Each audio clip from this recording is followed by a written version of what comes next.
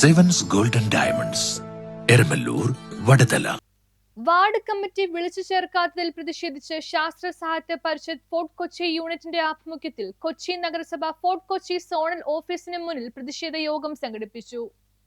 നിയമാനുസൃതമായി 3 മാസത്തിലൊരിക്കൽ കൂടേണ്ട ward committee വിളിച്ചു ചേർക്കാത്തതിൽ ശാസ്ത്ര സാഹിത്യ പരിഷത്ത് ഫോർട്ട് കൊച്ചി യൂണിറ്റിന്റെ ആഭിമുഖ്യത്തിൽ കൊച്ചി നഗരസഭ ഫോർട്ട് കൊച്ചി സോണൽ ഓഫീസിന് മുന്നിൽ പ്രതിഷേധ യോഗം സംഘടിപ്പിച്ചു. ഈ വിഷയത്തിൽ നഗരസഭാ സെക്രട്ടറിക്ക് നിവേദനം നൽകിയിട്ട് 1 മാസമായെങ്കിലും മറുപടി പോലും ലഭിച്ചിട്ടില്ല.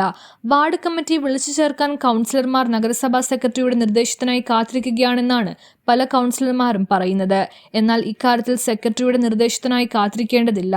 അതായത് കൗൺസിലർക്ക് കാര്യങ്ങൾ തീരുമാനിക്കാൻ കഴിയും. തീയതിയും സ്ഥലവും സെക്രട്ടറി അറിയിച്ച് അംഗീകാരം നേടണം എന്നേയുള്ളൂ. മാത്രമല്ല, നഗരസഭയിലെ ഒരു ഉദ്യോഗസ്ഥൻ പ്രസ്തുത യോഗത്തിൽ പങ്കെടുത്ത് കൗൺസിലറെ സഹായിക്കാൻ നിയോഗിക്കപ്പെടുകയും ചെയ്യും. മഴക്കാല പൂർവ്വ ശുചീകരണ ജോലികൾ തന്നെ പല വാർഡുകളിലും താളം തെറ്റിയിരിക്കുകയാണ്. കൗൺസിലർമാർ സ്വയം തീരുമാനങ്ങൾ എടുത്തുകൊണ്ടാണ് വാർഡുകളിൽ പല പരിപാടികളും പദ്ധതികളും ഇപ്പോൾ നടപ്പിലാക്കിക്കൊണ്ടിരിക്കുന്നത്. ഇത് ജനാധിപത്യ വിരുദ്ധ നടപടിയാണ്. ഭരണഘടന അനുശാസിക്കുന്ന ജനാധിപത്യ അവകാശങ്ങൾ സ്ഥാപിച്ചു കിട്ടുക എന്നത് വളരെ പ്രധാനപ്പെട്ട കാര്യമാണ്. മുൻ കൗൺസിലറും പ്രതിപക്ഷ നേതാവുമായിരുന്ന KJ ആന്റണി പ്രതിഷേധ യോഗം ഉദ്ഘാടനം ചെയ്തു. Parishad Fort Kochi unit president TR Santhosh അധ്യക്ഷത വഹിച്ചു. CS Joseph, Babu Isaac, Thomas Korassery, Shaji Thanikkattu, Shamsu Yakub, KM Ashraf, Melvin Joseph, Joseph Koraya എന്നിവർ സംസാരിച്ചു. പ്രസ്തുത വിഷയത്തിൽ അടിയന്തരമായി ഇടപെടണം എന്നാവശ്യപ്പെട്ടുകൊണ്ട് തദ്ദേശ സ്വയംഭരണ വകുപ്പ് മന്ത്രിക്ക് കത്തയച്ചിട്ടുണ്ട്. ഇനിയും ഇക്കാര്യത്തിൽ അമാന്തം തുടരുകയാണെങ്കിൽ നിയമ നടപടികൾ സ്വീകരിക്കുമെന്ന് പരിഷത്ത് ഭാരവാഹികൾ അറിയിച്ചു.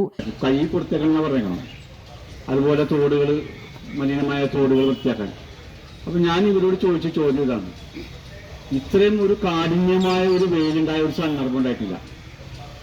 ആ കാഠിന്യമായ വെയിലത്ത് ഈ കാണയും തോടും കോരേണ്ടതാണ്.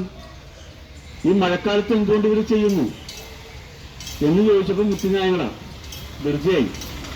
അപ്പൊ ഞാൻ പറഞ്ഞു, ഇതുപോലെ തോടുകൾ ഈ JCB ഉപയോഗിച്ചിട്ട് കലക്കി വിടുന്നത് ഞാൻ കണ്ടുകൊണ്ടിരുന്ന. അന്നത് എനിക്ക് വീഡിയോ എടുക്കാൻ കഴിയില്ല എന്ന് ഞാൻ അവിടെ പറയണ്ടായി.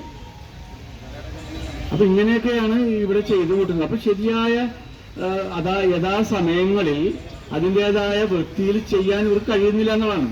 മുൻപിൽ ഈ ഒരു പ്രതിഷേധ പരിപാടി സംഘടിപ്പിക്കുന്നത് കേരള ശാസ്ത്ര സാഹിത്യ പരിഷത്ത് ഫോർട്ട് കൊച്ചി യൂണിറ്റിന്റെ ആഭിമുഖ്യത്തിലാണ്. വളരെ ഗൗരവമായ ഒരു വിഷയം ജനങ്ങളിലേക്ക് എത്തിക്കുവാനാണ് ഇങ്ങനെ ഒരു പ്രതിഷേധ പരിപാടി സംഘടിപ്പിച്ചിട്ടുള്ളത്. കൊച്ചിൻ കോർപ്പറേഷന്റെ ഡിവിഷനുകളിൽ എന്തുകൊണ്ട് വാർഡ് കമ്മിറ്റി കൂടുന്നില്ല? ഇത് വളരെ ഗൗരവമായ ഒരു വിഷയമാണ്. പുതിയ കൗൺസിൽ രൂപപ്പെട്ടതിന് ശേഷം കഴിഞ്ഞ ഫെബ്രുവരിയിൽ ഒരു വാർഡ് കമ്മിറ്റി അടിയന്തിരമായി വിളിക്കുകയുണ്ടായി. എന്നാൽ അതിനുശേഷം 4 മാസങ്ങൾ കഴിഞ്ഞിട്ടും എന്തുകൊണ്ടാണ് നിയമാനുസൃതമായി 3 മാസത്തിൽ ഒരിക്കൽ വാർഡ് കമ്മിറ്റി വിളിക്കണമെന്ന് ഭരണഘടനാപരമായി തന്നെ നിയമമുള്ളപ്പോൾ എന്തുകൊണ്ട് വാർഡ് കമ്മിറ്റി വിളിക്കുന്നില്ല? കൊച്ചിൻ കോർപ്പറേഷന്റെ സെക്രട്ടറിക്ക് 1 മാസത്തിന് മുൻപ് തന്നെ ഞങ്ങൾ നിവേദനം സമർപ്പിച്ചിരുന്നു. അതിന് ഇതുവരെ യാതൊരു മറുപടിയുമില്ല.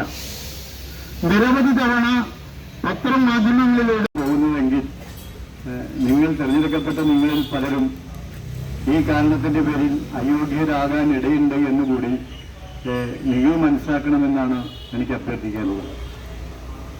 ഇതാരെങ്കിലും പറഞ്ഞിട്ട് കൂടാനുള്ളതല്ല. കൗൺസിലറായി വരുമ്പോൾ ആദ്യം കൗൺസിലർ സത്യപ്രതിജ്ഞ ചെയ്യുമ്പോൾ ആദ്യം കോർപ്പറേഷന്റെ ചെലവിൽ ഒരു പുസ്തകം കൊടുക്കും. അത് എൻ്റെ കയ്യിലുണ്ട്, മുനിസിപ്പാലിറ്റി ആക്ട് പുസ്തകം.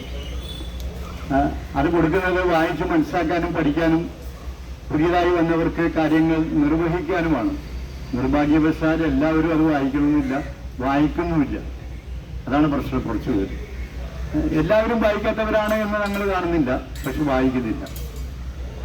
എന്താണ് ഇതിപ്പോ ആരെങ്കിലും മാറി വന്ന നഗരസഭ ഭരണത്തെ മോശമാക്കാനോ പണ്ട് പ്രതിപക്ഷത്തിരുന്നവരെ മോശമാക്കാനോ അല്ല ഞങ്ങൾ ഇതുകൊണ്ട് ഉദ്ദേശിക്കുന്നത്.